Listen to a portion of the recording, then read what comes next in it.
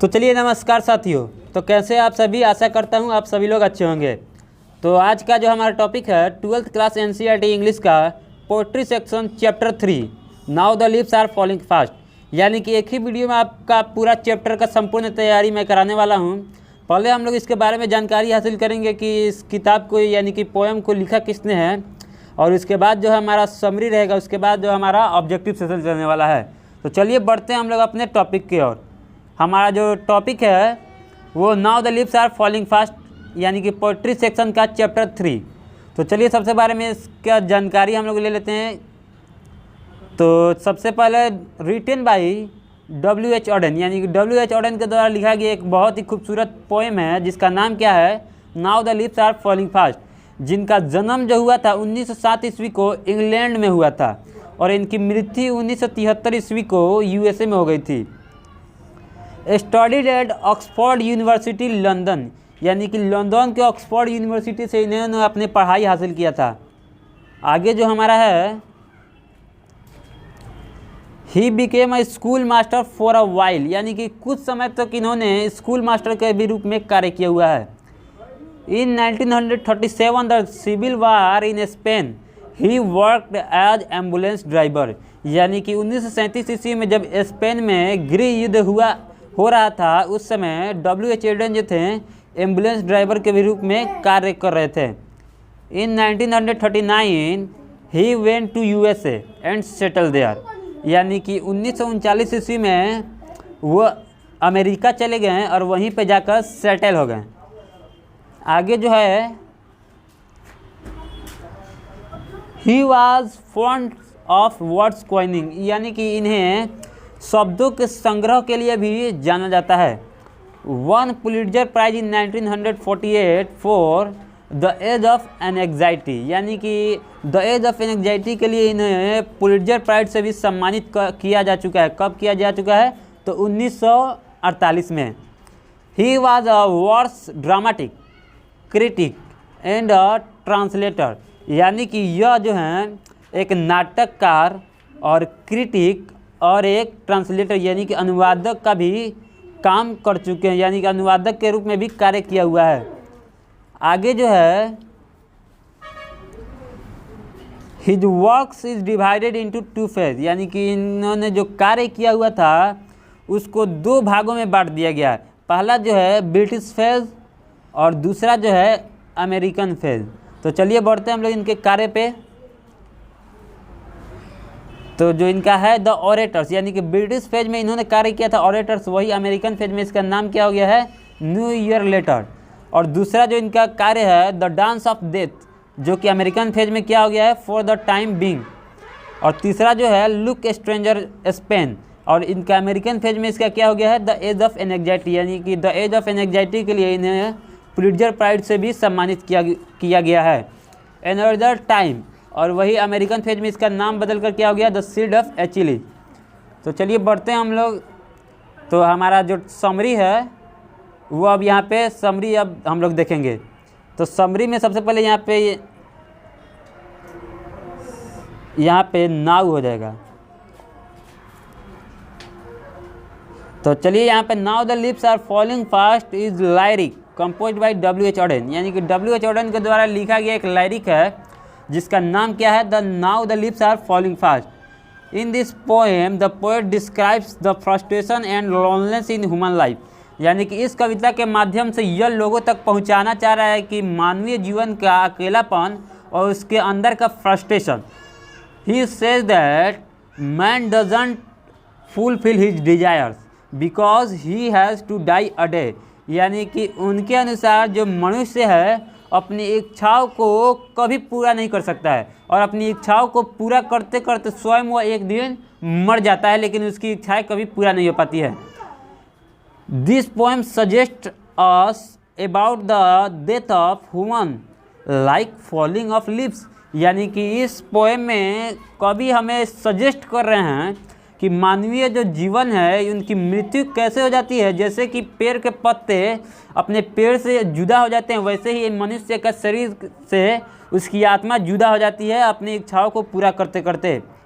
The poet try to export frustration and crisis in modern life, यानी कि modern life की जो जो यानी कि फ्रस्ट्रेशन है और क्राइसिस है वो लोगों तक कवि यहाँ पे पहुँचा रहे हैं। और आगे जो हमारा है उनके अनुसार he says that love is false and pretend, यानी कि उनके अनुसार प्यार जो है एक छल है और एक दिखावा है। The messenger of death will come and take us away from the real delight, यानी कि यहाँ पे द मैसेंजर ऑफ डेथ का मतलब यहाँ पे क्या हो जाएगा, यमराज। यानी कि उनके अनुसार यमराज एक दिन आएंगे और हमें अपने हमारे अंदर से आत्मा को लेकर वो अपने मतलब जगह पर लेकर चले जाएंगे, यानी कि हमारी मृत्यु एक ना एक दिन होने वाली है। According to poet death is inevitable, यानी कि कवि के अनुसार जो मौत है अवश्यंभावी है, यानी कि मौत यानी कि हर व्यक्ति को एक न एक दिन मौत आना तय है। And so everyone has to die, इसलिए मनुष्य का मरणशील होना आवश्यक है। कोई भी मनुष्य यहाँ पर जीवित रहने के लिए नहीं आया है, एक समय अंतराल तक वो जीवित रहेगा, उसके बाद उसकी मृत्यु होनी तय है। It means the human life is not better than death, इसका मतलब यह है मानवीय जो जीवन है वह मौत से कहाँ अच्छा है, यानी कि मानवीय जीवन जो है मौत से भी अच्छा नहीं है। यहाँ पे जो पोएट है यह डिस्क्राइब करना चाह रहा है लोगों तक। Thus we can say that mortality and continuity are the two wheels on which life runs, यानी कि हम यह कह सकते हैं यानी कि जीवन और मरण वह दो चक्र हैं जिन पर मनुष्य का जो जिंदगी है वो चल रहा है। यानी कि आप समझ सकते हैं इसका जो थीम होगा वो द डेथ इज इनएविटेबल। यहाँ पे कभी कभी आपके एग्जाम में ये भी पूछ देता है कि now the leaves are falling fast का थीम है क्या, तो इसका आंसर हो जाएगा डेथ इज इनएविटेबल। तो चलिए बढ़ते हैं हम लोग अपने पॉइंट्स की ओर। And welcome to our objective session. Most VBI यहाँ पे ऑब्जेक्टिव यहाँ पे मैं लाया हूँ, आपके पूरे किताब को पढ़ के उसके बाद ये ऑब्जेक्टिव लाया गया है, यानी कि तैयार किया गया है। तो चलिए बढ़ते हैं हम लोग ऑब्जेक्टिव की ओर। Now the leaves are falling dash rapidly, fast, slow या अकेन, तो इसका आंसर हो जाएगा option B, now the leaves are falling fast. हमारा जो अगला है who has written the poem now the leaves are falling fast, यानी कि now the leaves are falling fast को किसने लिखा हुआ है, ये जॉन डॉन ने लिखा हुआ है या जॉन कीट्स ने लिखा है या W.H. ऑडेन ने लिखा है या D.H. लॉरेंस ने लिखा है, तो इसका आंसर हो जाएगा ऑप्शन सी, ऑप्शन सी। तो चलिए बढ़ते हैं हम लोग अपने अगले प्रश्न की ओर। W.H. Auden won the dash prize in 1948, यानी कि W.H. ऑडेन को 1948 में किस पुरस्कार से सम्मानित किया गया था। पहला है आपका पुलिट्जर, दूसरा है मैन बुकर, तीसरा है आपका नोबेल या साहित्य अकादमी अवार्ड, तो इसका हो जाएगा answer W.H. Auden won the Pulitzer prize in 1948, यानी कि किस किताब के लिए इन्हें पुलिट्जर प्राइज दिया गया था, तो the age of an anxiety. तो चलिए बढ़ते हैं हम लोग अपने अगले प्रश्न की ओर। The line and the frames go rolling on is from snake or to autumn fire him या फिर now the lips are falling fast, तो इसका आंसर जो हो जाएगा option D, now the lips are falling fast. तो चलिए हम लोग बढ़ते हैं अपने अगले प्रश्न की ओर। The line I travellers, sorry यहाँ पे ट्रेवलर्स है, तो the line travellers in their last distress is taken from song of myself, now the lips are falling fast, Kamala Das या जॉन डॉन, तो इसका आंसर हो जाएगा option B, now the lips are falling fast. तो चलिए बढ़ते हैं हम लोग अपने अगले प्रश्न की ओर। Whispering neighbors pluck us from the real dash happiness, delight, world या लव, तो इसका आंसर हो जाएगा ऑप्शन बी, डिलाइट। अगर आपको इसका PDF चाहिए तो आप हमारे टेलीग्राम ग्रुप में ज्वाइन हो सकते हैं, आपको यहाँ पे सभी चीज़ का PDF प्रोवाइड किया जाएगा। What does the poem now the lips are falling fast enact, frustration, depression, optimism या प्रेजिज्म। तो इसका आंसर हो जाएगा ऑप्शन ए फ्रस्ट्रेशन। तो चलिए बढ़ते हैं हम लोग अपने अगले प्रश्न की ओर।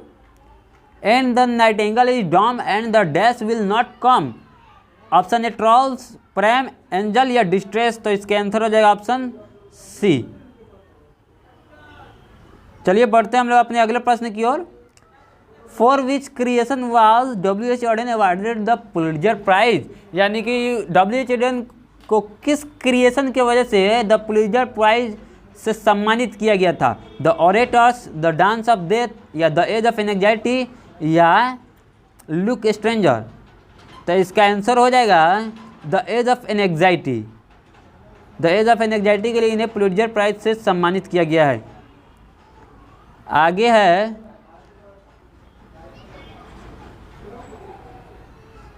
हमारा question. Dash neighbour sizes our souls, close, whispering, jealous या न्यू। तो इसका आंसर हो जाएगा option B, विस्पियरिंग।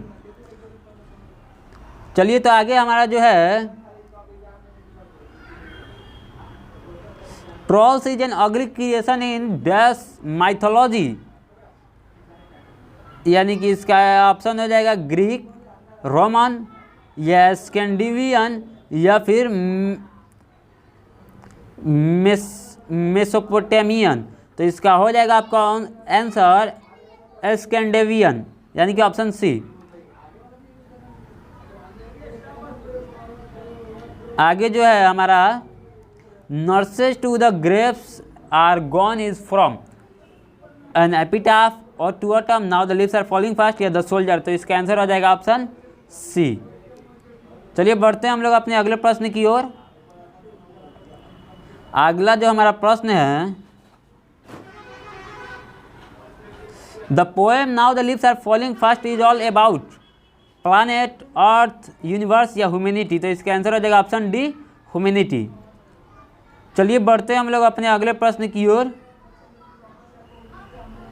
Who is dumb in the poem, cuckoo, parrot, trolls या नाइटिंगेल। तो इसका आंसर हो जाएगा ऑप्शन डी, नाइटिंगेल। चलिए बढ़ते हैं हम लोग अपने अगले प्रश्न की ओर। And the nightingale is dumb is from the poem sweetest love I do not go or to autumn या फिर now the leaves are falling fast या द सोल्जर। तो इसका आंसर हो जाएगा option C, now the leaves are falling fast.